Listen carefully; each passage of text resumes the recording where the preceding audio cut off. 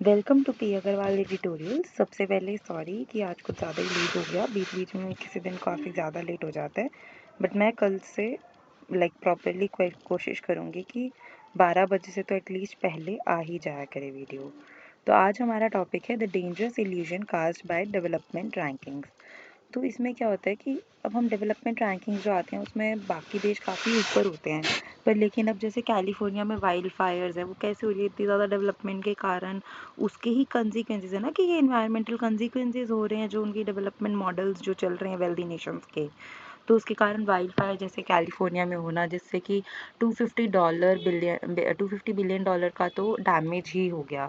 अगर हर कंट्री इसी तरह के मॉडल्स को अपनाना शुरू कर दे यूएस और यूरोपियन यूनियन के, तो फिर मल्टीपल अर्थ की ज़रूरत होगी लाइफ सस्टेन करने के लिए। तो इसके बावजूद भी जो HDI इंडेक्स है, मतलब ह्यूमन डेवलपमेंट इंडेक्स है, वो इन नेशंस के मॉडल्स को आइडियल डिक्लेयर करता है इन्वायरमेंटल इम्पैक्ट को, क्योंकि वो देखता ही नहीं है। HDI क्या मेजर करता है? Life expectancy, education, income. Environmental pressures को बिल्कुल इग्नोर कर देता है। और जो कंट्रीज जो टॉप करती हैं HDI रैंकिंग्स, जैसे नॉर्वे, आयरलैंड, स्विट्जरलैंड, उनकी highest per capita resource consumption है और साथ ही कार्बन एमिशंस भी सबसे ज़्यादा है। अगर इनके डेवलपमेंट मॉडल्स को रेप्लिकेट करने लग जाएं ग्लोबली, तो प्लैनेट कोलैप्स ही हो जाएगा अंडर एक्सेसिव मटेरियल डिमांड्स।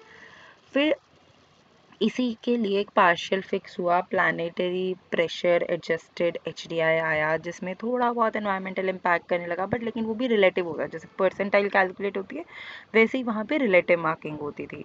तो नॉर्डिक कंट्री जैसे कि ऑल्दो 5 टाइम्स अर्थ रिसोर्सेज जितना कि एक इंसान को करना चाहिए उससे ज़्यादा कंज्यूम करती हैं पर कैपिटा, पर फिर भी उसका स्कोर हाई है, क्योंकि अदर कंट्रीज जैसे कि कतार वगैरह वो इससे भी बेकार परफॉर्म करती हैं।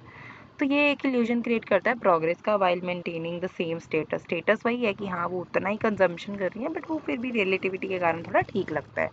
Learnings from middle income companies, फिर रिसर्चर्स कहते हैं कि इससे अच्छा काम तो मिडिल इनकम कंट्रीज कर रही हैं, कि जो हाई लिविंग स्टैंडर्ड्स भी दे रही है और इकोलॉजिकल लिमिट्स भी मेंटेन कर रही हैं। जैसे कि कोस्टा रिका, उसमें हाई लाइफ एक्सपेक्टेंसी है, यूनिवर्सल हेल्थ केयर लिटरेसी और लो रिसोर्स फुटप्रिंट है because of renewable energy and forest conservation. फिर श्रीलंका, वो भी अपना प्रॉमिस शो कर दिया, HDI 0.78, better than many South Asian peers, strong healthcare, education system, economic crisis and political instability पर show करता है challenges of sustainability.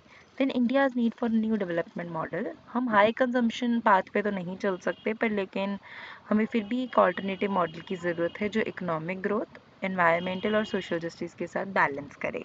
जैसे मेट्रिक्स जैसे कि HDI, PHDI, ये सिर्फ ग्रोथ पे फोकस करते हैं और प्लानिटरी बाउंड्रीज को इग्नोर करते हैं। ट्रू प्रोग्रेस का मतलब होना चाहिए एक डिग्निफाइड लाइफ, डेवलपमेंट मॉडल जो इकोलॉजिकल लिमिट्स के बीच में रहे। बिगर पिक्चर यही है कि 21st सेंचुरी डिमांड करती है एक rethink of progress and development in terms of sustainability. GDP growth और HDI रैंकिंग्स अल्टीमेट गोल्स नहीं होने चाहिए, सस्टेनेबिलिटी प्रायोरिटाइज्ड होनी चाहिए। कंक्लूजन यही है कि इंडिया और बाकी डेवलपिंग नेशंस को इस ट्रेडिशनल डेवलपमेंट रैंकिंग से ऊपर उठ के अडॉप्ट करने चाहिए ऐसे मॉडल जो कि सोशल वेलबींग और इकोनॉमिकल सर्वाइवल पर ध्यान दें।